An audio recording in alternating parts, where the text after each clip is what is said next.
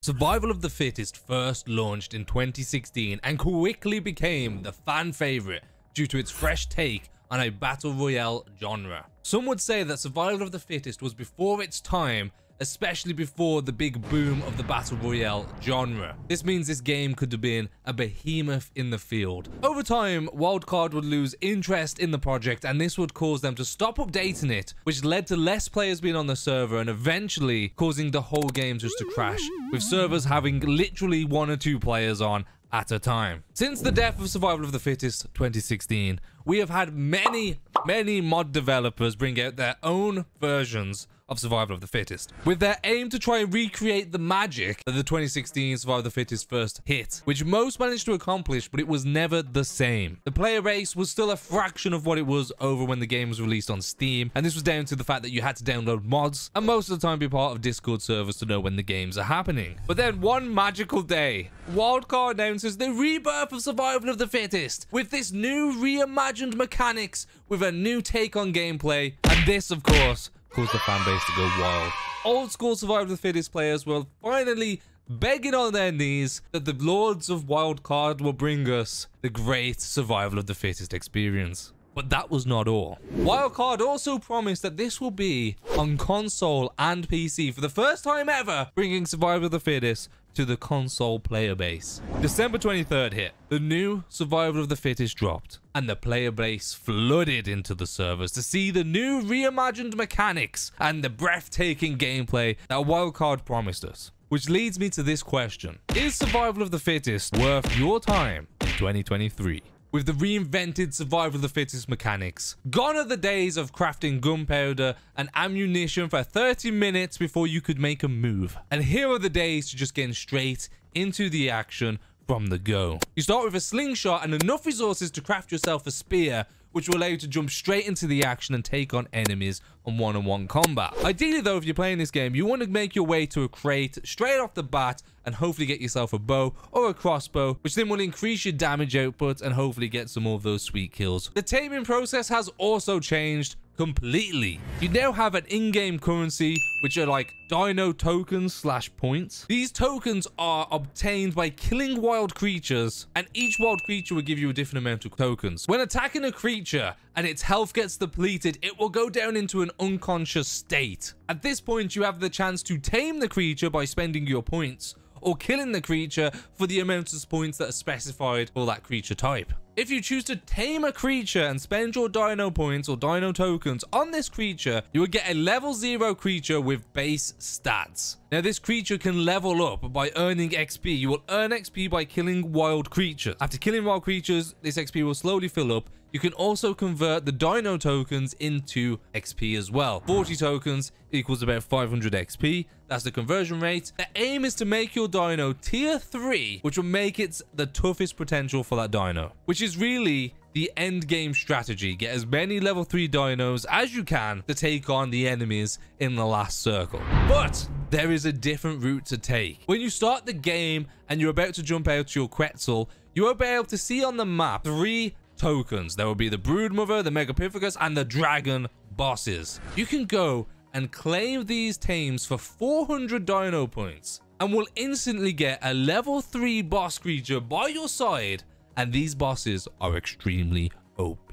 Most of the PvP that happens in Survival of the Fittest will be at the beginning, as loads of players rush to get 400 points to claim themselves the powerful bosses. Unfortunately though, this does come with a clause. When you've got a boss dino, anything that you kill will not give you any dino points or tokens or XP. So what you'll have to do is, you'll have to jump off the boss, tame yourself a regular creature, and kill wild dinos to start raking in those points to then be able to spend on tearing up other level 3 dinos or using the resources to craft yourself ammunition. Talking about crafting, it's completely different as well. Crafting in the good old days, resources did you actually going to get resources, dragging it to a smithy or whatever, putting yourself in there, getting some charcoal, turn it into gunpowder, getting some bullets. This is no more the case. You will get resources from crates, killing creatures, and killing players. These resources instantly go into your inventory and you can't actually see them. And then you will have a circle menu where you're able to craft ammunition for the weapons that you've got from crates. Completely different system. There's no crafting essentially. The craft takes a couple of seconds. Resources are really easy to get. Fire arrows though are still OP. So that's good for the OG players. Things I dislike. Now we've spoken about the new mechanics of the game and how it works, there are a few things I dislike about the new Survival of the Fittest. Matchmaking is a pain. There are a set amount of servers in the EU and the NA. Majority of the solo servers are full, which means that you have to play with randoms on either duos or quads. Otherwise, you'll be waiting 30 to 40 minutes to get into a solo game lobby, which takes me to the lobby system. When you join a server, while you're waiting for players to join, you have 10 minutes before the game starts. In this time period, there's a bit of customization that you do. You can create your character. You can then go make your tribe. You can paint a tribe flag. You can paint yourself. You can change your hairstyle and dye your hair. But after the third game of doing this, it gets very, very boring. And I wish there was just a repeat from last game, because I end up spending ages on a flag, dying instantly, and having to spend ages on a flag 10 minutes later when I'm waiting for the game to start. The waiting lobbies are just boring, and it's not like Fortnite, PUBG, Call of Duty, or any other game where you click join now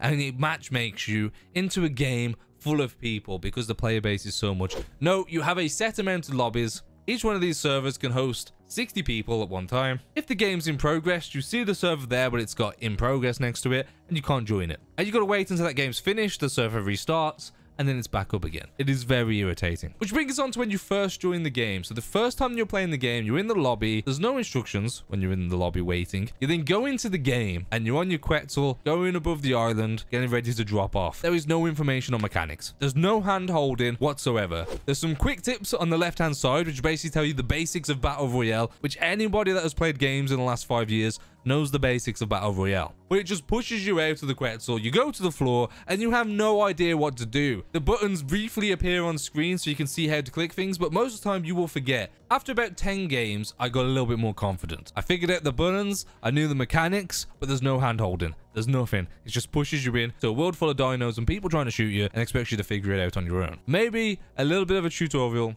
or at least documentation that you can read in the lobby when you've got nothing else to do would be a great way to help new players. This brings me on to my next annoyance. The lag feels like you are rubber banding more than the largest rubber band in the world. You heard me right. Every game is plagued with lag, with unregistered shots or hits. It was even to the point where I was on a Rex chasing somebody, and every time I was just behind them, I bit and it wouldn't register the hit, and then they just run off again because my Rex would run out of stamina, and then I'd have to get my stamina back again. I'd run after them, I get right on top of them, I bite again, it doesn't register the hit. We all know what ARK servers are like on official. Just think that. That's what it's like. Rubber banding, okay? Overall, the rest of the game runs like every battle royale that you would expect. You spawn in the sky, you jump out to a chosen location, you loot. In this case, you will tame something. You'll go around to loot a little bit more, level up your weapons. In this case, your dinos. You then will get pushed by a circle to a central location where you'll fight it out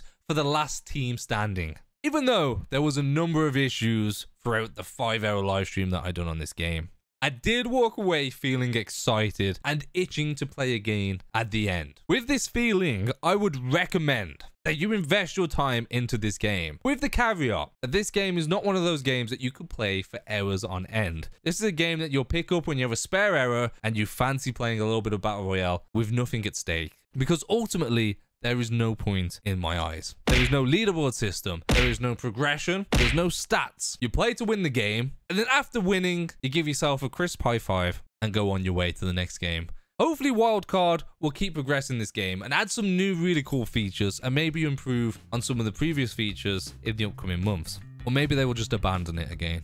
Ultimately, if you've liked what you heard in this video, go and check out Survival of the Fittest. You will have a blast with your friends. But is it one of those games that you could put endless amount of hours into, like ARK Survival Evolved? I don't think so. If you really enjoyed the video, hit the like button. It helps out the channel so much. And if you want to see more content like this one, subscribe and leave a comment down below. See you for the next ARK content. Bye!